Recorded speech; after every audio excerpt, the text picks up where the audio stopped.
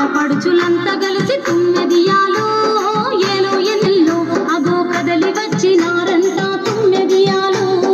ఆడపడుచులంతా కలిసి తుమ్మెదియాలో ఏలో ఎన్నెల్లో అగో కదలి వచ్చినారంట తుమ్మెదియాలో